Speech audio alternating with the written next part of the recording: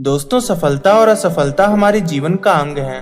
खास करके आज के इस कॉम्पिटिटिव दौर में जब समय तेजी से बदल रहा है, किसी व्यक्ति के लिए एक अच्छे पोजीशन पर बने रहना या फिर किसी कंपनी के लिए मार्केट को पकड़े रहना बहुत मुश्किल होता है, क्योंकि टेक्नोलॉजी के साथ साथ लोगों की पसंद भी बदलती जाती है। इसका सबसे अच्छा उदाहरण हम आज मोबाइल फोन कंपनीज के रूप में देख सकते हैं। लाखों करोड़ के इस मोबाइल मार्केट में कंपनियों के बीच जबरदस्त कंपटीशन है और ऐसा लग रहा था कि इसके मार्केट को तोड़ना किसी के लिए भी मुमकिन नहीं है। फिर आई सैमसंग और धीरे धीरे मार्केट किंग बन गई। पर बदलते समय को देखिए, आज सैमसंग मार्केट में तो है, मगर MI, OnePlus, मोटो, वीवो और ओप्पो जैसे फोन्स ने भी मार्केट का एक बड़ा हिस्सा कैप्चर किया हुआ है। नोकिया के मार्केट में फेल्योर होने के बाद उसके CEO जिया जवाबरा ने रोते हुए कहा था कि हमने कुछ भी गलत नहीं किया था, मगर फिर भी हम हार गए।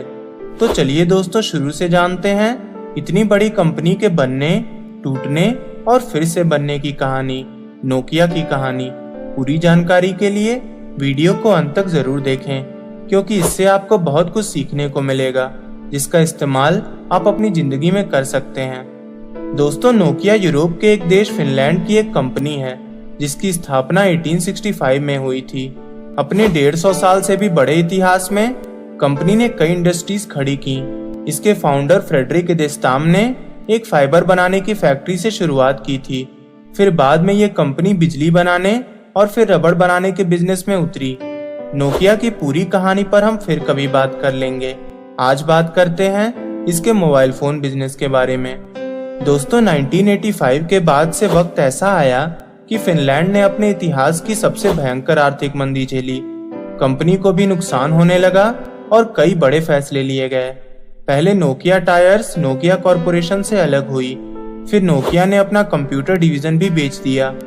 बात मोबाइल फोन के बिजनेस को भी बेचने की चल रही थी, मगर फिर 1992 में जोरमा ओलीला नोकिया के नए CEO बनाए गए, जो CEO बनने के पहले नोकिया में ही मोबाइल फोन बिजनेस के हेड थे। उन्होंने कहा कि अब हम नोकिया को टेलीकॉम बिजनेस के रूप में एक ब्रांड बनाएंगे। कंपनी ने अपने बाकी के पावर सेक्टर के बिजनेस बेच दिए और पूरी तरह टेलीकॉम पर फोकस करने लगी।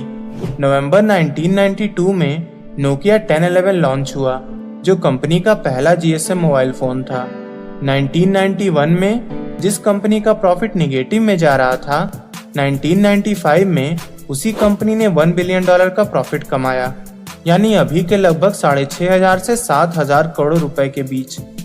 और ये प्रॉफिट अगले 4 साल में 4 गुना बढ़कर 1999 में $4 बिलियन पहुंच गया।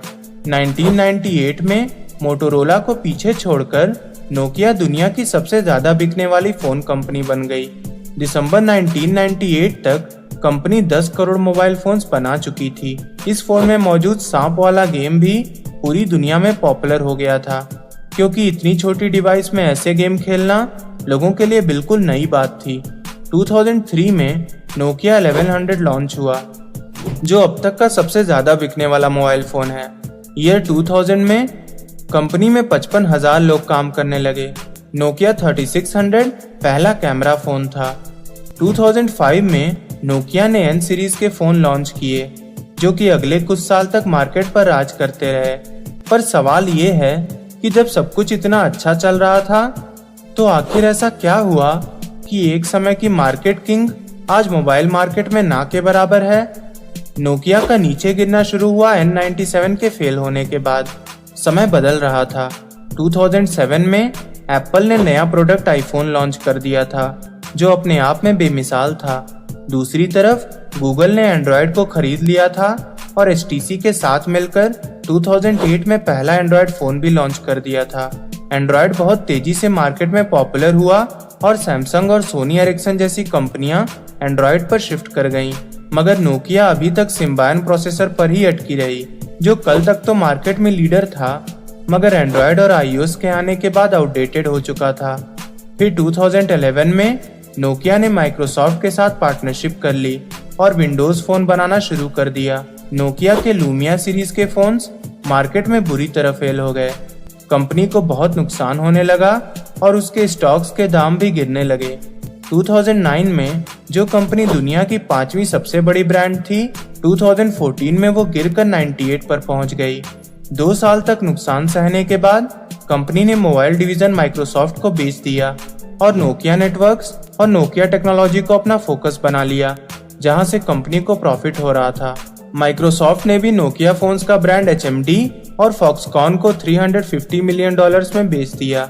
फॉक्सकॉन आज कई सारे बड़े ब्रांडेड फोन्स के लिए एक्सेसरीज तैयार करती है, मगर खुद डायरेक्ट कभी मोबाइल बेचने के मार्केट में नहीं आई थी।